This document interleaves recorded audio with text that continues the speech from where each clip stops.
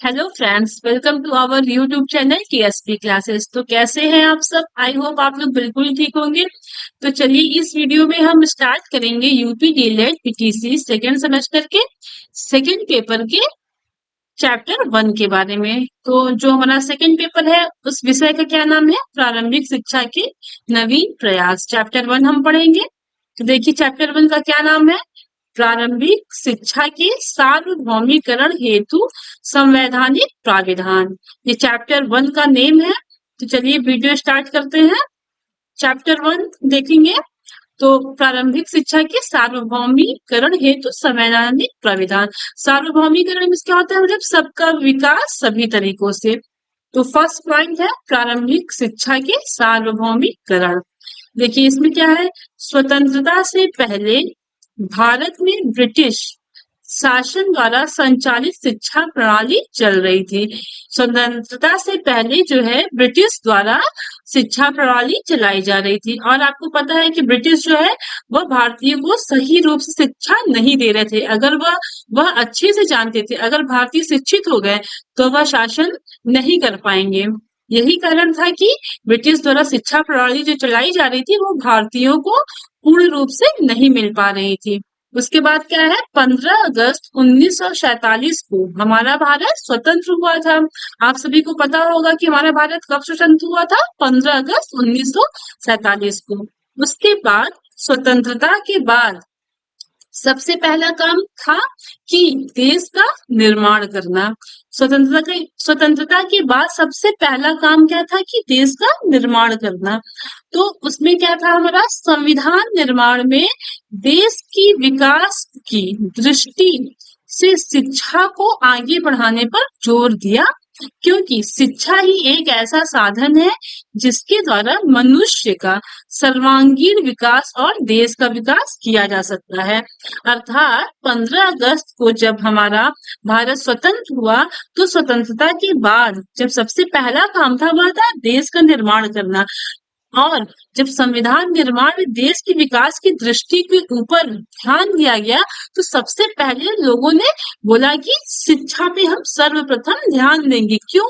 क्योंकि शिक्षा ही एक ऐसा साधन है जिसके द्वारा हम क्या कर सकते हैं? मनुष्य का सर्वांगीण मतलब हर तरीके से विकास कर सकते हैं, चाहे वो मानसिक हो, चाहे वो संवेगात्मक हो, चाहे वह शारीरिक हो। अर्थात अगर मनुष्य क्या होगा कि शिक्षित होगा तो वह अच्छे से मतलब हर सिचुएशन को हैंडल करेगा और जो है देश को अच्छी ऊंचाइयों पे लेके जाएगा। तो यह होगा।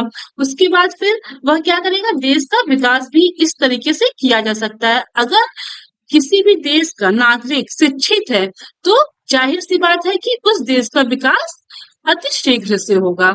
नेक्स्ट आते हैं, देखते हैं 26 जनवरी 1950 को जब देश ने अपना संविधान लागू किया।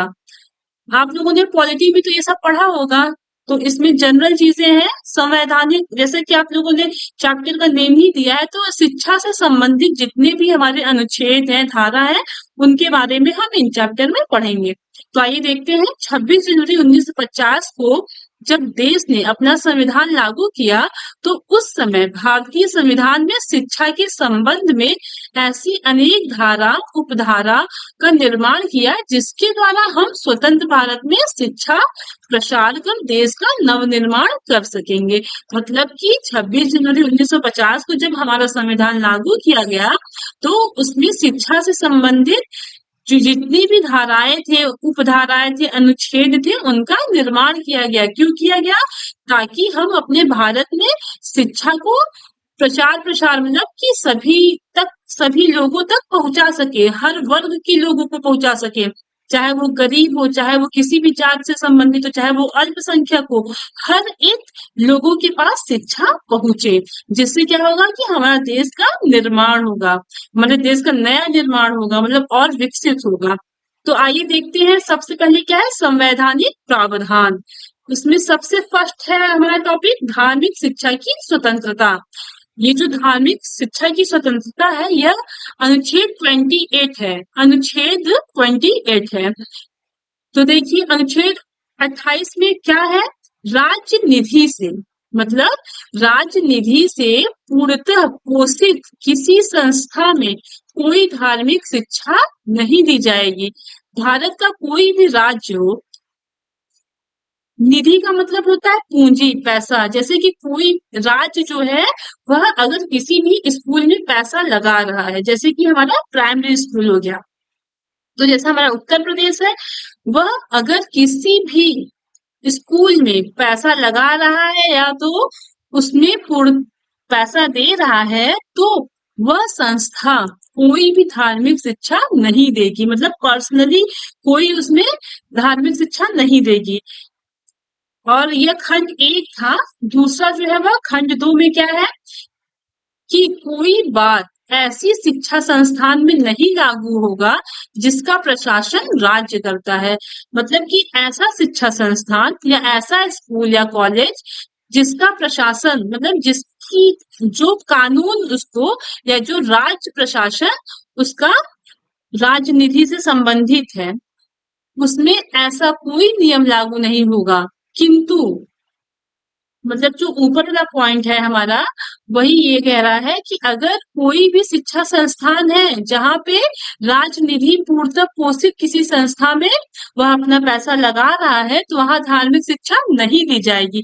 लेकिन ऐसे विन्यास या न्यास, मतलब या तो ऐसे कॉलेज जो विन्यास के अधीन स्थापित हुए हैं, मतलब वो सेमी गवर्नमेंट हो या तो वो मान्यता प्राप्त हो, ऐसे कॉलेज हो जहाँ पे वह इस तरीके से स्थापित हुए हो, उनके अनुसार उस संस्था में धार्मिक शिक्षा देना आवश्यक है। मतलब वो अपने अकॉर्डिंग, जैसे कि कोई संस्कृत स्कूल हो गया या कोई मदरसा हो गया, तो वहां पे आप धार्मिक शिक्षा दे सकते हैं। लेकिन ऐसे किसी स्कूल में नहीं दे सकते हैं जहां पे राजनिधि, मतलब जहां राज्य अपना पूंजी या अपना पैसा लगाता हो, ऐसे संस्थान में हम धार्मिक शिक्षा नहीं दे सकते हैं। लेकिन हम ऐसे संस्था में दे सकते हैं जहां पे राज्य का कोई भी प्रशासन कार्य नहीं है। तो जैसे मदरसा हो गया और संस्कृत विद्यालय हो गया, तो वहां पे धार्मिक शिक्षा दी जा सकती है, उस पर कोई प्रबंधित या कोई भी उस पे रिस्ट्रिक्शन नहीं है।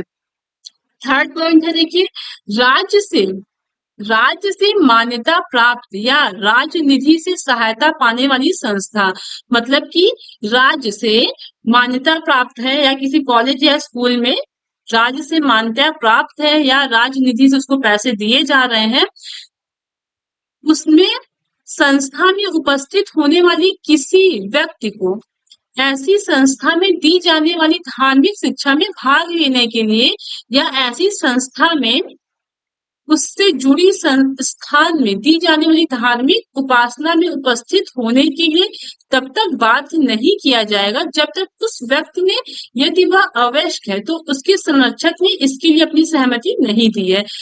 इसका मैं एक लाइन में आपको कंक्लूजन या बताती हूँ कि क्या है इसका मतलब, कि यदि कोई कॉलेज या स्कूल है जो कि राज्य से मान्यता प्राप्त है या वह राज्य से पैसे उसको दिए जा रहे हैं, तो उसमें अगर आपके उस स्कूल में यदि धार्मिक शिक्षा दी जा रही है, तो वहां पे कोई भी व्यक्ति के ऊपर कोई भी बात या कोई भी ऐसा नहीं है कि आप इसमें आप यह धार्मिक शिक्षा लीजिए, बल्कि वह स्वतंत्र है। अगर उसकी इच्छा होगी तो वह उस स्कूल से धार्मिक शिक्षा ग्रहण करेगा, अगर उसकी इच्छा नहीं है तो वह धार्मिक शिक्षा नहीं ग्रहण करेगा। इसका मतलब यही है। तो आगे आते हैं नेक्स्ट पॉइंट पे। इसमें आ गया हमारा अनुच्छेद 21 का ए। इसमें देखिए क्या है, संविधान के भाग 3 के अंतर्गत मूल अधिकार में निहित है कि, मतलब अनुच्छेद 21 ए जो है वह संविधान के भाग 3 के अंतर्गत मूल अधिकार में निहित है। तो इसमें क्या है कि राज्य के 6 से 14 वर्ष तक के सभी बच्चों को निःशुल्क तथा अनिवार्य शिक्षा उपलब्ध करानी होगी। यह राज्य द्वारा निर्धारित कानून के अंतर्गत आता है। मतलब यह है कि अनुच्छेद 21 ए में यह कहा गया है कि यह राज्य के द्वारा एक कानून बनाया गया है जिसमें कि सभी बच्चे जो कि 6 से 14 वर्ष तक के होंगे उनको निःशुल्क तथा अनिवार्य शिक्षा उपलब्ध करानी होगी। आइए देखते हैं नेक्स्ट पॉइंट पे। अनुच्छेद 29 का वन जो है वह क्या है? अल्पसंख्यकों के हितों का संरक्षण। अब देखिए अल्पसंख्यक क्या होता है? अल्पसंख्यक मतलब वो होता है जो जाति या जनजातियों जिनकी संख्याएं बहुत कम हो गई हैं, उनको हम अल्पसंख्यक कहते हैं। इसमें देखिए क्या है, भारत के राज्य क्षेत्र या उसके किसी मार्ग के निवासी नागरिकों के किसी अनुभाग को जिसकी अपनी विशेष भाषा, लिपि, संस्कृति है, उसे बनाए रखने का अधिकार होगा।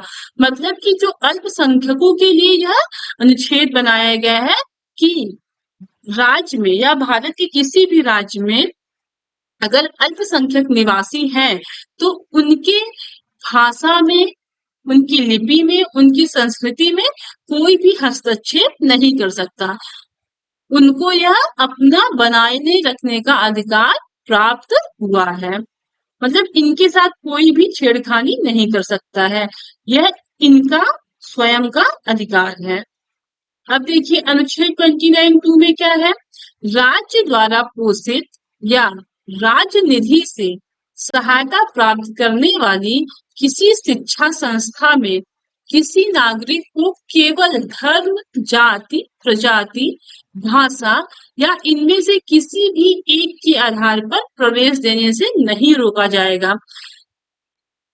इसका मतलब क्या है कि राज्य द्वारा पोषित, मतलब कि ये जो राज्य द्वारा पोषित है, राज्य निधि से सहायता प्राप्त, इसका एक अर्थ ये समझिए कि जैसे प्राइमरी स्कूल हो गया, इसको तो राज्य ही, मतलब राज्य निधि से ही इसको फंड मिल रहा है ना, तो सरकारी स्कूल समझ लीजिए, चाहे सरकारी स्कूल हो चाहे सरकारी कॉलेज हो, तो ऐसी जगहों पे शिक्षा संस्थान में जो भी बच्चे या स्टूडेंट्स हैं उनको किसी भी तरह से धर्म को लेके, जाति को लेके, प्रजाति को लेके या भाषा को लेके उनका जो है एडमिशन या प्रवेश नहीं रोका जाएगा, बल्कि कॉलेज में या संस्थान में इन सब चीजों को क्या किया जाएगा, नेग्लेक्ट किया जाएगा। यही हमारा अनुच्छेद 29(2) में बताया गया है। तो यह जो है हमारा सभी का सभी पॉलिटी से संबंधित है। तो आई होप आपको वीडियो अच्छी लगी होगी। अगर आपको समझ में आया होगा तो लाइक करिएगा, कमेंट करिएगा। कोई भी क्वेश्चन क्वेरी हो तो आप कमेंट करके हमें जरूर बताइएगा। वीडियो अच्छी लगी हो तो लाइक करिएगा, शेयर करिएगा, सब्सक्राइब करिएगा। Thank you all of you.